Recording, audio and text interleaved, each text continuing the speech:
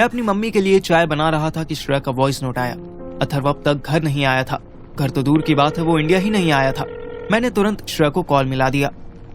Hello Shreyu, कैसी है तू? बिल्कुल भी अच्छी नहीं हूँ यार। एक वीक से तो उसका फोन भी स्विच ऑफ आ रहा है। व्हाट? और ये बात तो मुझे अब बता रही है। Are you serious? यार तेरे पापा का 13 था ना, तुझे डिस्टर्ब करना ठीक नहीं लग रहा था। बेतुके एक्सक्यूजेस मत कर।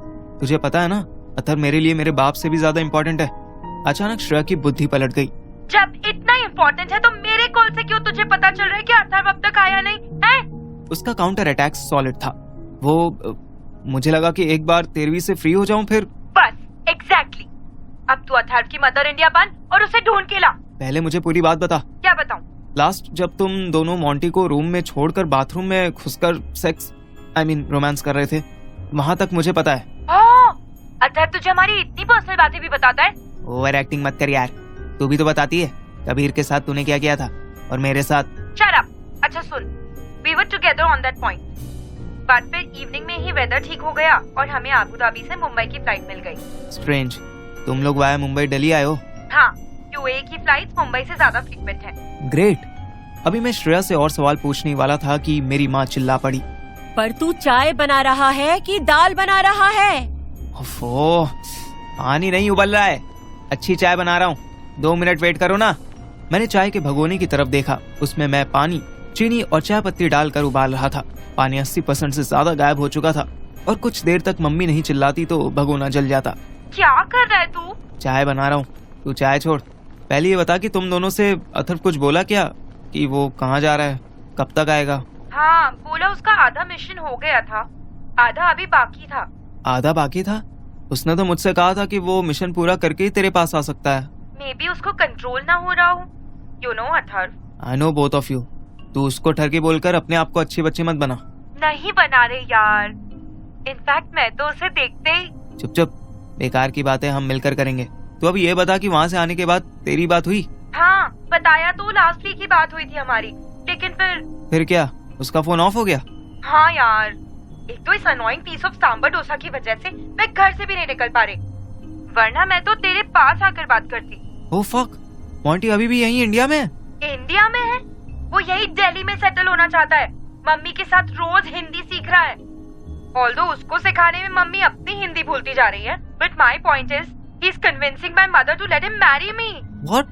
वो चूतिया जानता नहीं क्या कि तू और अथर्व? सब जानता है, बट यू नो लड़के कैसे होते हैं। ये कहता है कि Atharva is not fit for me. उसको लगता है he can not take good care of me.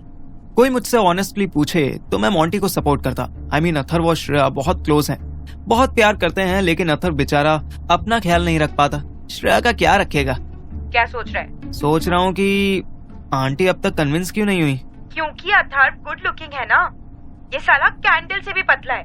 Mummy हमेशा से चाहती थी कि मेरे लिए हैंडसम लड़का ढूंढा जाए। वो तो ऑब्वियस है, तेरे पापा से शादी करने के बाद वो सेम मिस्टेक रिपीट थोड़ी करेंगी। शट अप, इतने भी अगली नहीं है मेरे पापा। टॉपिक मत चेंज कर।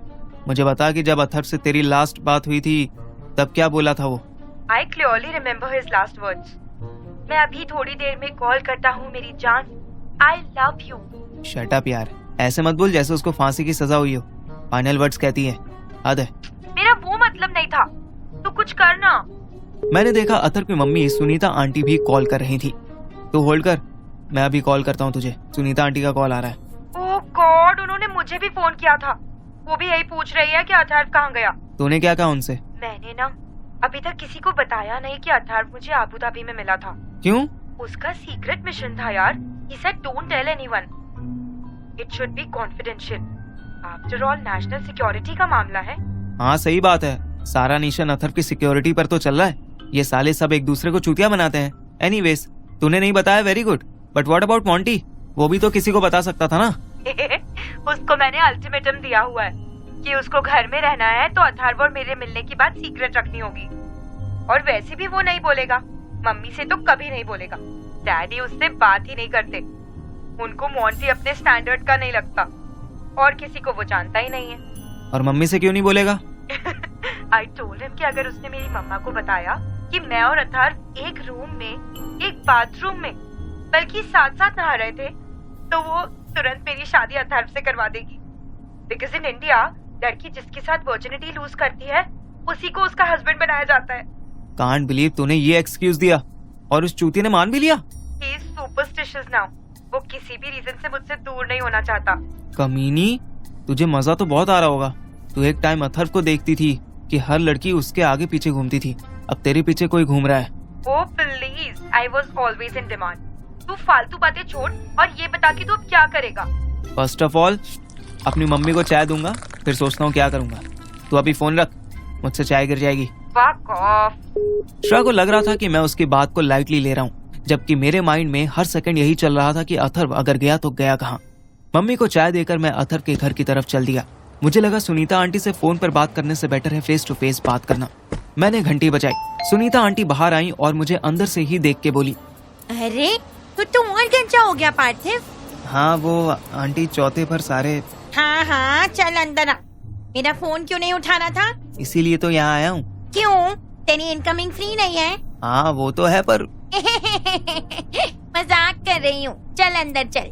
मुझे तो लगा कि बेटे के 15 दिन से गायब होने की वजह से सुनीता आंटी परेशान होंगी, पर वो तो सस्ते जोक्स मार रही थी।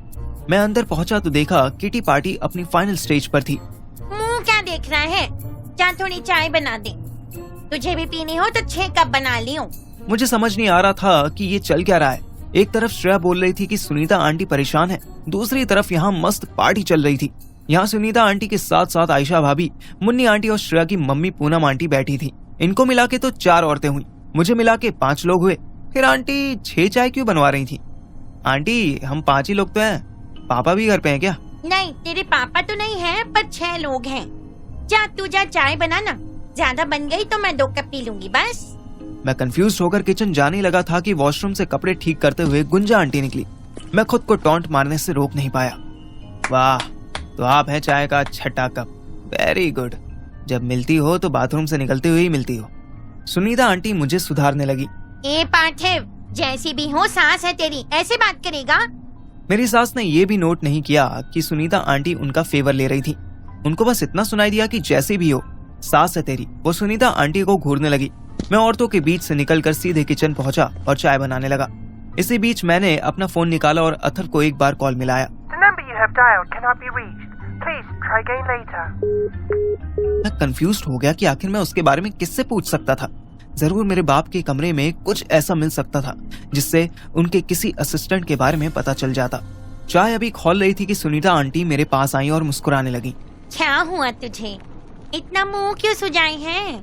मुझे समझ नहीं आ रहा कि आप क्यों इतनी खुशी से नाच रहे हो। मतलब आपको चिंता नहीं हो रही कि आपका बेटा कहाँ है? 15 दिन हो गए हैं उसे दिल्ली आए। आपको आइडिया भी है कि वो कहाँ है? सुनीता आंटी मेरी तरफ घूमी और उन्होंने फेमस मम्मियों वाली मिस्चीवियस स्माइल दी और ट्रे में चाय के कप्स रखने लगी। क्या हुआ आपको? ऐसे स्माइल क्यों कर रहे हो? अथर्व आ गया क्या? उन्होंने मुस्कुराते हुए ना में सर हिलाया और धीरे से बोली, उसका मैसेज आया है, वो दुबई में है। मैं चौंक गया। मुझे और श्रेया को छोड़कर उसने सुनीता आंटी को मैसेज क्यों भेजा?